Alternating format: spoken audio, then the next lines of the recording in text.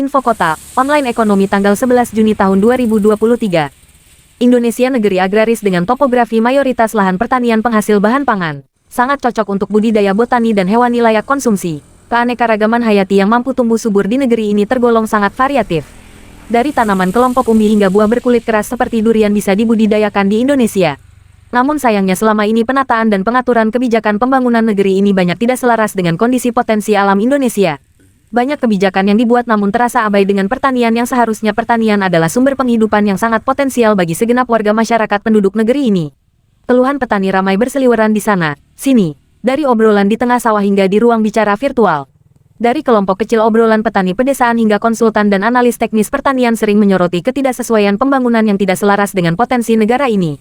Pangan adalah fondasi utama suatu negeri. Bahkan ketika masa pandemi 2019 lalu kita bisa ketahui, bagi negara-negara yang tidak memiliki cukup lahan untuk memproduksi bahan pangan sebanyak apapun visa dan nominal keuangan mereka tetap saja mereka kesulitan bertahan dalam kondisi krisis jika tidak mendapat suplai impor pangan dari negara agraris. Sangat disayangkan jika Indonesia negeri yang agraris justru terkesan abai dan kurang optimal dalam mengelola pertaniannya. Lahan yang segitu banyaknya tersedia justru terbengkalai kekurangan sumber daya dan inovasi terbarukan untuk peningkatan produktivitas. Jika sistem pengelolaan pertanian Indonesia tak kunjung ada perbaikan maka krisis lahan dan penurunan hasil panen akan menjadi momok berbahaya di masa depan nanti. Indonesia butuh perubahan dalam menata pengelolaan pertanian, baik dari segi manajemen, metode, mesin dan teknologi, tenaga kerja serta penganggaran keuangan APBN untuk kemajuan pertanian secara keseluruhan. Indonesia butuh perbaikan sistem tata kelola pertanian. Keluhan pelaku usaha tani di lapangan sudah cukup menjadi bukti akan adanya ancaman ketahanan pangan di masa mendatang. Krisis besar benar-benar mengancam kita jika pola penataan agraris kita tetap seperti ini terus.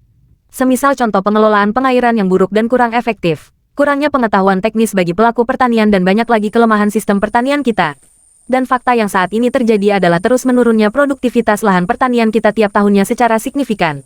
Tak sedikit lahan pertanian yang tidak mampu mencapai target minimal produksi 0,7 kg meter persegi, dan justru semakin hari semakin banyak lahan yang produktivitasnya makin menurun.